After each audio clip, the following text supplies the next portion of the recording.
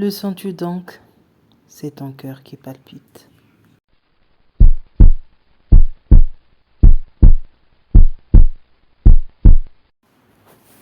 Bienvenue dans Maman Galère. Moi, c'est Mia. Vous savez, dans la vie, il nous arrive plein de choses. On peut vivre plusieurs vies, sommées d'embûches ou de joie. Vous allez voir que dans cette histoire, c'est le cas. Encore une fois, je vais vous parler de mon expérience personnelle, mon expérience d'horreur.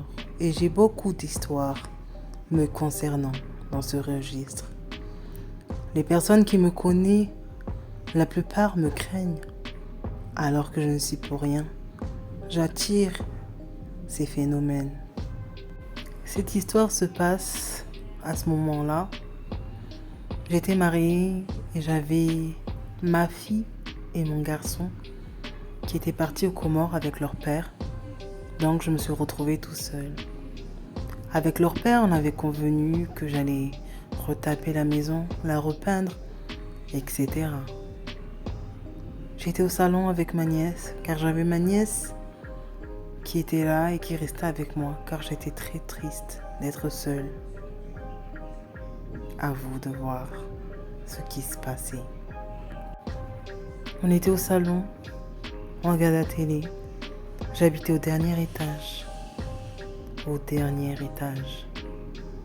D'un coup, on entendait toc toc toc. Quelqu'un qui tapait dans le balcon. On se retourne et on se dit, comment quelqu'un peut taper dans le balcon? On est au dernier étage, au 4e étage sans ascenseur. Un cambrioleur? Non. En se retournant, on voit personne. Je n'avais pas de rideau, j'avais enlevé les rideaux pour pouvoir peindre. On a eu peur. On s'est levé, elle et moi, avec son bébé qui avait tout juste 3 mois. On est allés dans la chambre toutes les deux. Si vous saviez comme il faisait froid dans cette maison. Un froid glacial. Même dehors, il faisait plus chaud qu'à l'intérieur. Quand mon mari était aux Comores, je souffrais. J'étais seule. Je pensais que, honnêtement, j'allais perdre ma vie dans cette maison. J'avais ma nièce qui souvent avait pitié de moi, passait du temps avec moi. Mais elle avait peur de rester la plupart du temps. J'avais un chat que j'avais nommé Talazine. Je l'aimais tellement, j'aimais être avec elle. Le soir, on la laissait toujours au salon. Et la nuit, quand tout le monde dormait, on lui ouvrait la porte. La porte qui était fermée à clé. Parce que mon mari avait mis des clés dans les portes pour pas qu'elle rentre dans ma chambre. On lui ouvrait la porte pour qu'elle puisse venir dans mon lit à chaque fois. Ou des fois, on l'enfermait dans les toilettes et elle miaulait en plein milieu de la nuit. Un jour, c'était le 31 décembre. J'étais tout seul. Une amie à mon père m'a dit qu'elle allait venir me chercher pour passer la soirée avec elle. Et au final, elle m'a laissé tomber. Je vous dis, ce jour-là, j'étais tellement triste. Je me suis mise à pleurer. Je suis restée dans les escaliers. J'avais peur de rentrer. Je me suis dit que peut-être je vais dormir dans la rue. Tellement j'étais terrifiée. Mais j'étais aussi honteuse d'en parler. Donc je ne disais rien. Je suis rentrée, je ne dormais pas la nuit. Tellement j'avais peur. Je préférais guetter que m'endormir. Donc je continuais à peindre ma chambre dans la nuit. Un jour, en continuant de peindre une des chambres des enfants, j'ai entendu la porte d'entrée s'ouvrir. Et j'ai commencé à dire « Amina, c'est toi? Amina ?» Personne ne me répondit. Puis la porte d'entrée claqua. Je me suis dit, je vais aller voir. Peut-être c'est ma cousine ou ma nièce. Personne. Il n'y avait personne dans la maison. Vous savez, comme je suis vraiment habituée à ce genre de phénomène, franchement, j'ai pas pris attention et j'ai continué mon chemin, on va dire. J'ai continué à peindre. Je ne dormis plus et je ne m'alimentais à peine, car j'étais soucieuse. J'avais pas peur, non. J'avais juste pas envie qu'on m'embête dans mon sommeil. Parce que quand cela arrive, on m'embête vraiment dans mon sommeil. Je fais des cauchemars où on m'attaque. Je fais des cauchemars terribles où l'un de mes enfants meurt dans de terribles circonstances. Il y a souvent un rêve qui vient très fréquemment.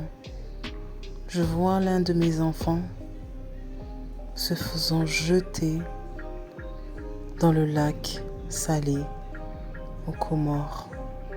Et quand j'en rêve, je suis terrifiée. Et je peux même être assise et entendre tous ces bruits. À ce moment-là, je ne pensais pas que ce qui se passait était normal, on va dire. Un jour, en revenant du marché, j'ai entendu un bruit.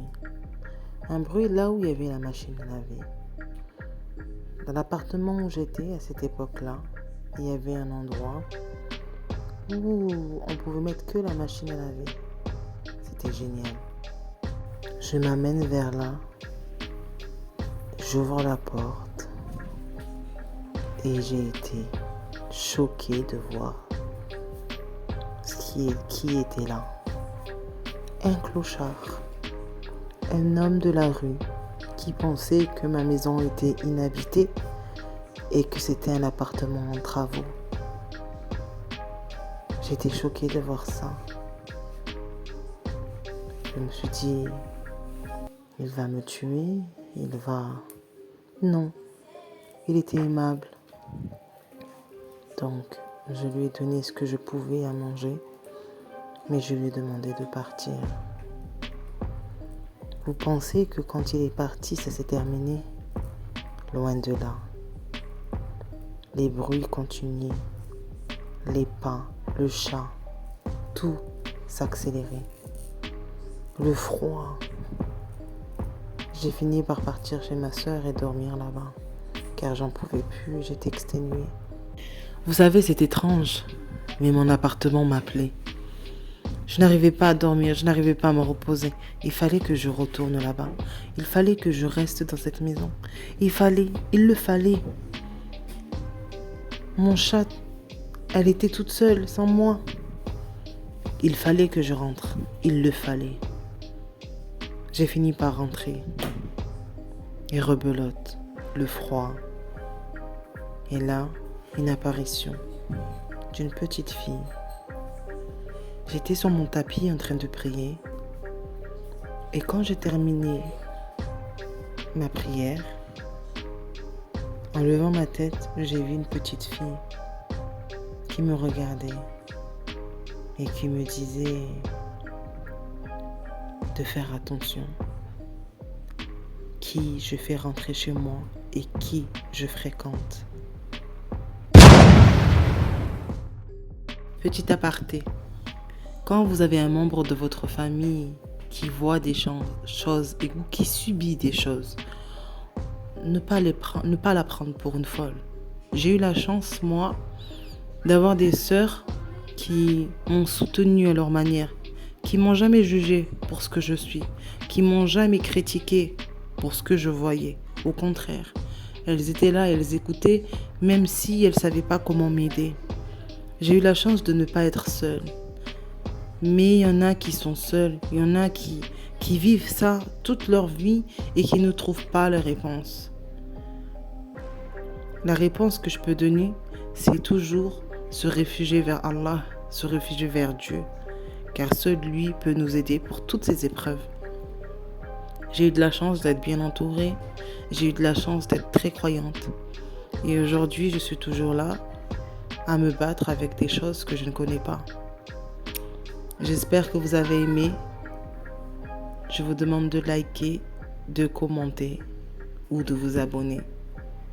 Je vous retrouve la semaine prochaine pour une nouvelle histoire. Au revoir.